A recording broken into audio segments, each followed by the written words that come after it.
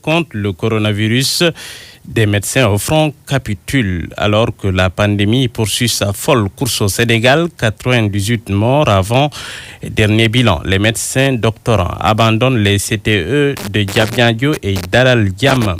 À l'origine de ce brusque coup de colère, un problème de salaire, de reconnaissance légale et privée de leur attestation, énonce textuellement le quotidien LAS. Finit donc la rigolade et les menaces en tout genre, semble dire le secrétaire général du syndicat des médecins, Dr Yeri Kamara. Il révèle dans le journal Enquête que les structures de santé n'ont pas vu l'argent.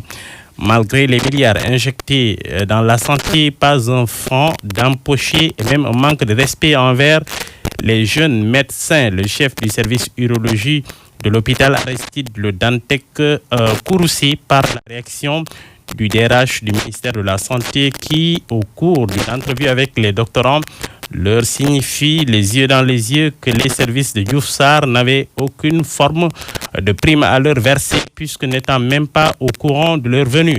Pour le professeur Alain Hassim Ndoye, si ces gens sont venus, c'est bien parce que le ministère de la Santé a fait appel à eux, fermer le banc. L'argent, point de sature entre le ministère de la Santé, de l'Action sociale et les médecins de garde. Et pourtant, l'observateur formule que c'est en voie d'être résolu. Un rayon au pied levé a été provoqué pour purger l'atmosphère délétère. La directrice générale des établissements de santé fait savoir que le ministère de la Santé n'est plus en mesure de continuer plutôt le style de paiement par garde avec le barème actuel pour avoir atteint ses limites objectives en termes de finances. L'option prise, c'est de puiser plutôt dans les fonds de certains hôpitaux pour assurer le paiement des sommes dues. Mais le représentant du collectif des médecins travaillant dans les centres de traitement des épidémies ne veut rien entendre et maintient le mot d'ordre jusqu'au paiement total des arriérés. Pareille grève ne pouvait mal tomber puisque dans la bataille contre le virus, le Sénégal est loin de gagner la partie. La barre des 2000 cas actifs franchis, rapporte Libération. Le Sénégal frôle les 100 morts, énonce textuellement Vox Populi. Avec l'explosion des cas, désormais certains patients pris en charge chez eux sans autre forme de procès. Un procès en appel au nôtre, celui de Binta Kamara, du nom de cette dame fauchée à la fleur de l'âge à Tambacounda lors d'une présumée tentative de viol qui a mal tourné. Eh bien, Papa Lioune Fall, le présumé meurtrier, sait à peu près à quoi s'en tenir, car comme le signale l'observateur, il risque la perpétuité. C'est en tout cas ce que le parquet a requis. Le journal Les Échos plonge sans attendre ses lecteurs au cœur des débats d'audience, note le double langage de Papa Lioune Fall.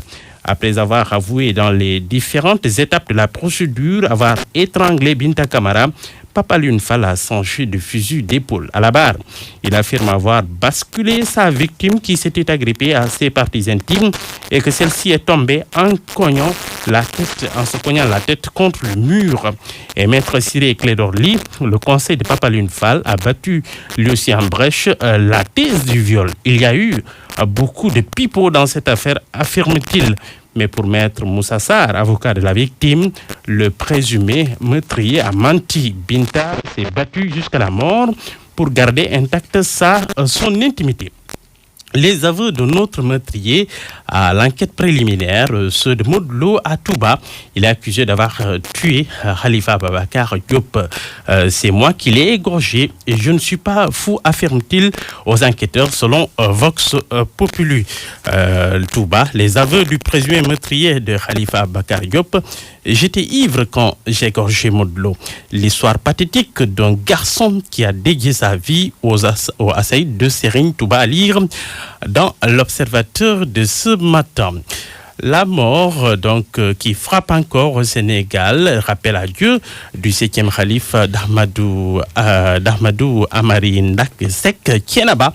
orphelin de Baye Cheikh Ahmad Tidiane Seck, s'est éteint au petit matin du vendredi à l'âge de 95 ans, relève Vox Populi.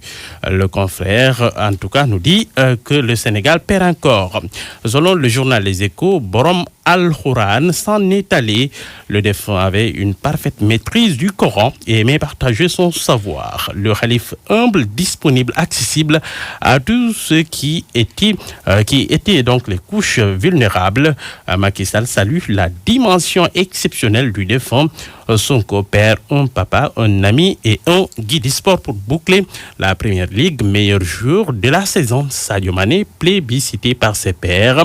Les Sénégalais savourent le sacre de leur numéro 10. Dans le journal Stade Quotidien, Mercato City en passe de rafler la mise. Koulibaly devrait signer pour 5 ans à 54 milliards de francs CFA.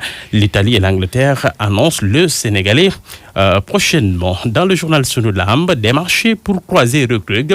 Sa pièce crache sur 40 millions de francs CFA. Selon le confrère, le fils de Double S réclame 60 millions, pas moins. Merci beaucoup, Mohamed Ali Mouba.